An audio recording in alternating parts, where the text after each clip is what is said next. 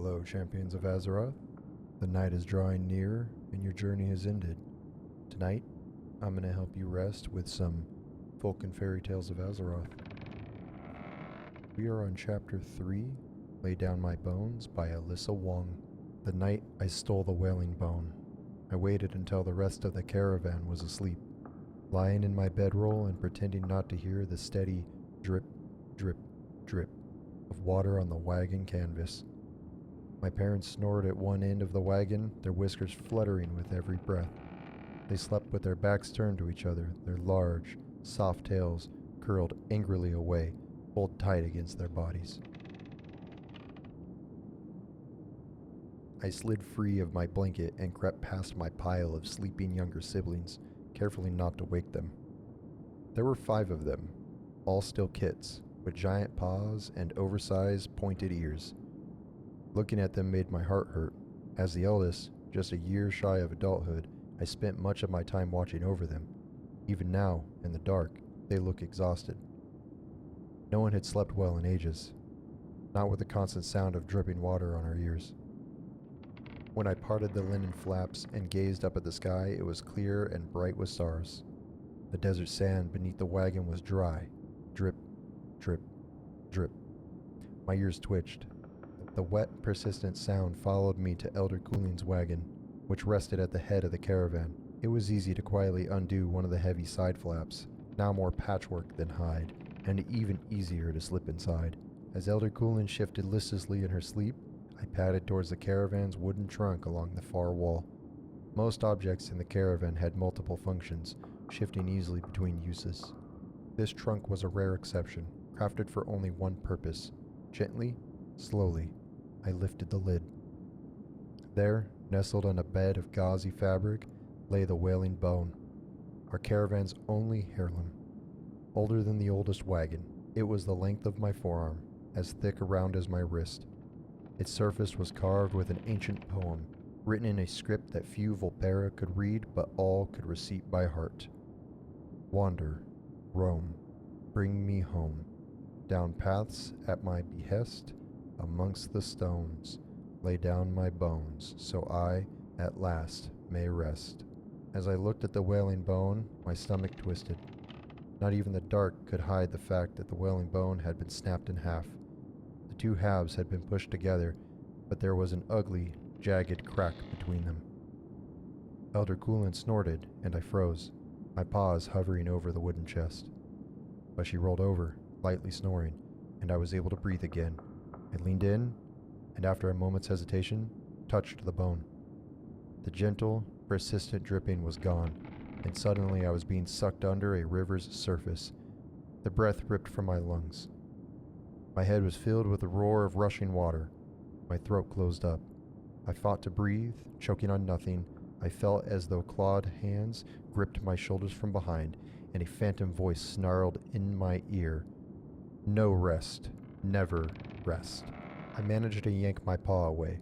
The moment I did, the chilling grasp vanished, and the roaring sound was gone.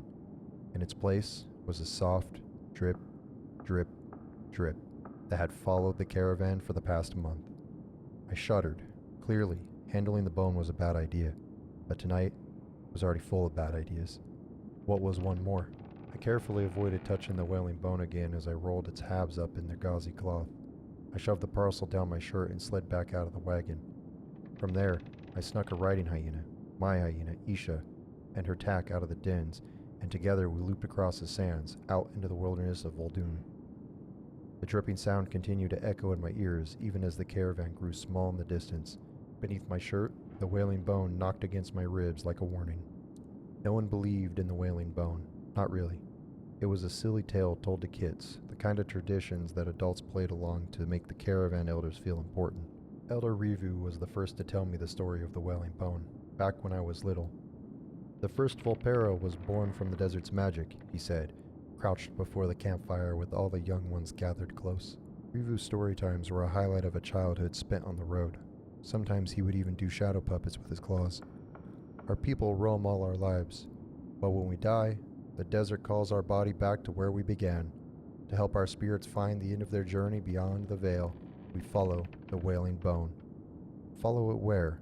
My favorite cousin, Sai, pipped in.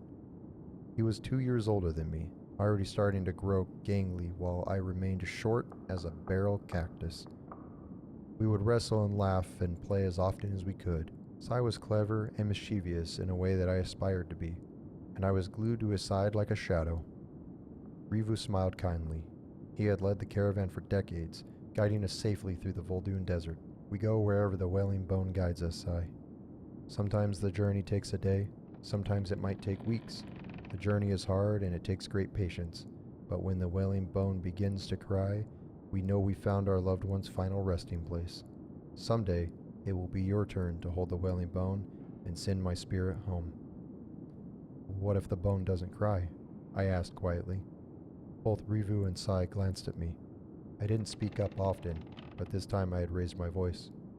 Do we have to wander forever? I hope not, Hava, Rivu replied amused. The campfire cast rippling light across the sand, reflecting in his bright eyes. Forever is a very long time. You're late, Sai hissed. My cousin waited for me at the edge of the canyon, gripping the reins of his hyena. His paranoid gaze darted past me as if he expected to see the rest of our caravan hot on my heels. There were dark circles under his eyes, and his golden fur was ragged. Sai was usually vain about his fur, but he looked like he had gone tracking prey across the dunes for a week and had forgotten to bring a comb. To be fair, I knew I didn't look much better. Lack of sleep made me feel slow and stupid. If you're so pressed for time, maybe you should have stolen the Wailing Bone. I snapped, hopping off Isha's back. The sand underfoot was cold. At night, the desert heat gave way to cold stone and dry winds. It was the best time to travel when speed mattered more than safety. Sai approached. Did you get it? He asked in a low voice. I pulled out the cloth-wrapped package. Sai seized the Wailing Bone and began to tear at the cloth. Sai, wait, I said, trying to grab his arm, but he shook me off. Sai, don't touch it, it's... The moment Sai grabbed the Wailing Bone, his eyes flew open.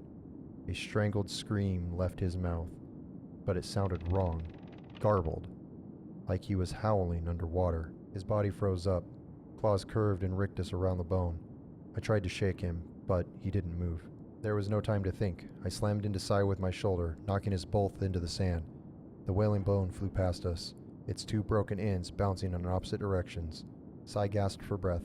Rolling over on his stomach, he struggled to his hands and knees and vomited a torrent of water onto the ground. It was more water than I'd ever seen Sai drink in one sitting, or even a day. It poured out of him like a river, strutted with little pebbles and silt. Finally, with one last heave, the water ran dry. There were a handful of tiny silver fish, minnows, flopping in the mud between his front paws. Sai was still choking. There was something hanging from his mouth, limp and corded. I grasped it and pulled, and length after length of slimy fibers emerged from his throat. It was river grass, enough to circle my waist several times over, fresh and wet, still vibrant green, ending in stringy, spidery roots. Sai looked at me with terror in his eyes. I told you not to touch it, I said shakily. I got to my feet and gathered the piece of the Wailing Bone, trying to ignore the strange, awful sound of dripping water all around me. A sound with no source. The sound that had followed Sai and me home 3 weeks ago and never left. Drip, drip, drip. We have to make the dripping stop tonight, Sai said. His voice was hoarse. He spat on the ground and another pebble clattered out to join the others. I can't keep living like this, Hava. It's going to kill me. I can barely sleep, and when I do, I have nightmares. I did too. I heard that dripping sound all hours of the day and night, wearing away at my nerves like a stream carving an indent into a cliff. I even heard it in my sleep. When I dreamed of water rising up around my ears, pouring down my throat until I choked and drowned. I dreamed of Elder Rivu, his corpse soft and river-rotted, howling my name as he chased me through the desert. In those dreams, Sai ran at my side until his paws bled. Grasping for air every morning, I woke up more exhausted than the day before. As much as I hated to admit it, Sai was right. I used my claw to cut the soft, gauzy cloth into strips. I wrapped one fragment of the Wailing Bone in it, covering the jagged part and creating a makeshift handle. I held it out to Sai, who stared at it like I was handing him a live snake. To be fair, this was worse. Take it, I said impatiently. He wrapped his finger tentatively around the bone encased in the thinnest armor in the desert. We both held our breath. Slowly, Sai shook his head. Nothing.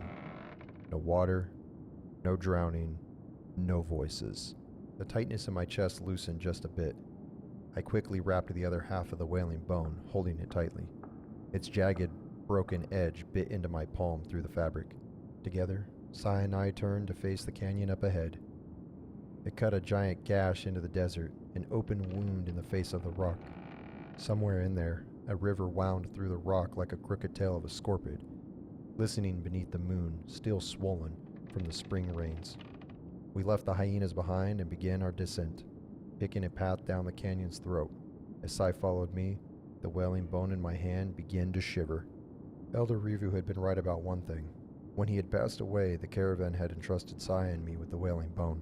Since Rivu had no kin and we were on the cusp of adulthood, we had been tasked with carrying the bone at the head of the caravan.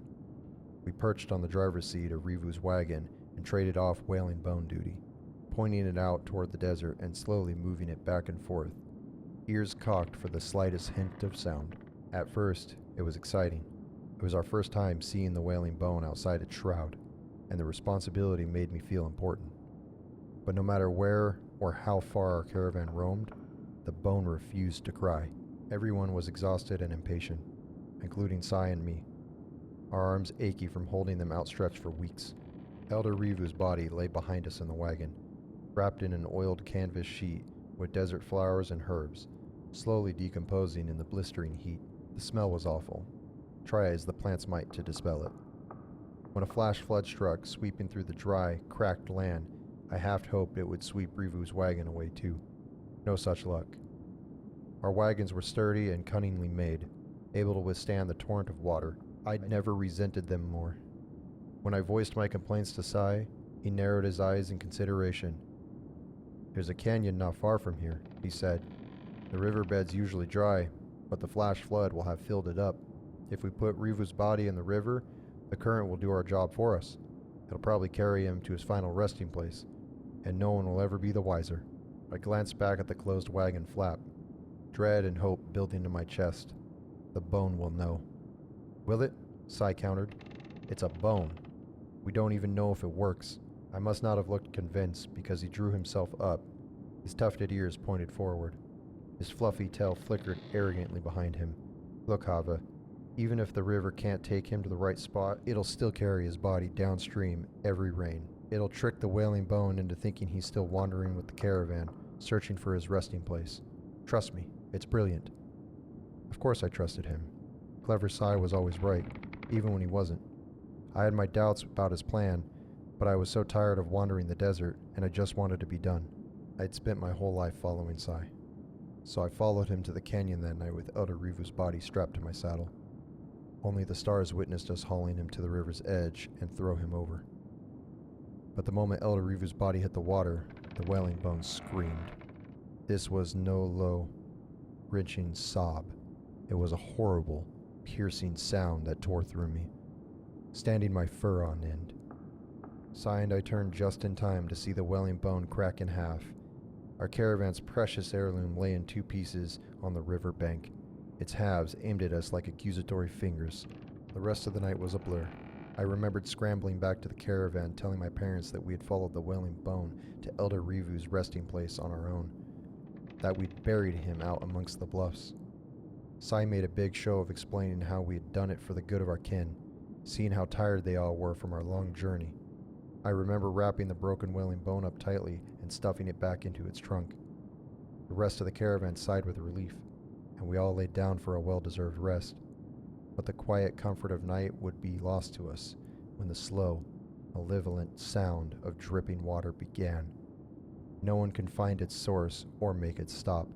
Only Sai and I knew that our crime had followed us home. Tonight, we were going to fix everything. I stared at the back of Sai's head as we followed the familiar path into the canyon. I was so tired that it was hard to focus. I gritted my teeth and kept my eyes on my cousin. The canyon's red sandstone walls rose up around us as we approached the river's edge. Another flash flood had washed through the canyon recently, and the water's level was still high. I lifted the tip of my Wailing Bone fragment and pointed it at the water. "Did you feel that, Sai?" He glanced at me, one ear swiveling back. "What?" The bone hummed when we got near the water. I stepped closer to the river, just short of the shoreline. Even from here, the current looked deadly fast. Was it fast enough to rip the abandoned body from the riverbed and wash it downstream? Come here and listen. Sai came to join me, waving his piece of the Wailing Bone slowly over the river like a dowsing rod. I don't hear anything, he said, gazing out towards the rocks on the other side. I don't think my half of the Wailing Bone is making any noise. Of course it wasn't. Neither was mine. I gripped my side of the Wailing Bone with both paws and stepped up behind him, out of his line of sight. Then I swung as hard as I could. The Wailing Bone smashed into Sai's head with an ugly crunch. He crumpled to the ground, gasping. I stood over my cousin, gazing down at his face, my closest friend. The one who had come up with a plan to throw Elder Rivu into the river, and in doing so had cursed us all. Hava, Sai gasped. Don't, I said shakily. I raised the bone and slammed it down again. Sai was bigger than me, but by the time I was done, he couldn't move. He couldn't even fight as I grabbed him under his arms and dragged him into the river. He did fight me when I pushed him beneath the surface, his bloodied claws scrambling at my wrists.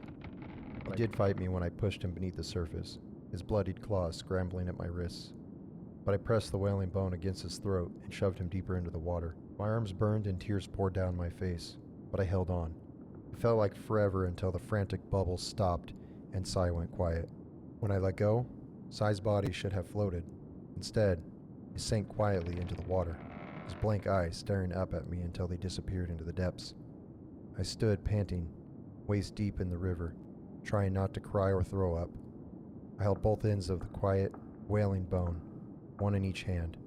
For the first time in ages, I didn't hear the dripping sound, and even more powerful than the guilt and horror in my heart was my utter sense of relief. There, I screamed. Are you satisfied? Are you satisfied? It was all his idea. Take him and leave us alone. For a moment, there was silence, and then the Wailing Bone laughed. Claws grabbed my ankles and yanked me off my feet. I plunged beneath the surface of the water, flailing. Something else caught my wrist, and a pale, wizened face pushed into my vision. Elder Rivu, bloated from 3 weeks underwater, bared his teeth at me. I tried to scream, but all I got was a mouthful of water. The halves of the Wailing Bone burned into my paw. For generations, your caravan has given themselves to me. I could hear the voice in my head, clear as the air after a rainstorm. It was the same one I had heard when I had lifted it from the trunk, mere hours and yet a lifetime ago. They performed their duty. I know how burdensome it is. In return, I granted their spirits peace. I found their journey's end. Thousands of Volpera followed my cries, but you abandoned your elder and left him in this river where his body can never know rest, fighting alone against the current. Another set of fingers grasped my leg, and Sai's shattered body clawed at me. They were pulling me deeper into the river. I tried to fight them, but they were impossibly strong. My lungs burned as I struggled. I was running out of air, growing weaker. This isn't where I'm supposed to die, I thought wildly, staring down at my cousin's broken face. His eyes were vacant. Isn't it? I already cried for you that first night, the Wailing Bone whispered. I saw myself with Sai, pushing Elder Rivu's body into the river, as the Wailing Bone screamed. And now you followed me here to rest. Together, Rivu and Sai dragged me down, into the river, until the waters went cold and the last of the stars winked out. Ah, but you've heard this story 1,000 times, haven't you? The two naughty kids who neglected their duty and broke the Wailing Bone, and the curse that haunted them until they died. Here's the part your parents won't tell you. A year after I died, my bones washed ashore at the mouth of the canyon. My parents discovered them and took them back to the caravan.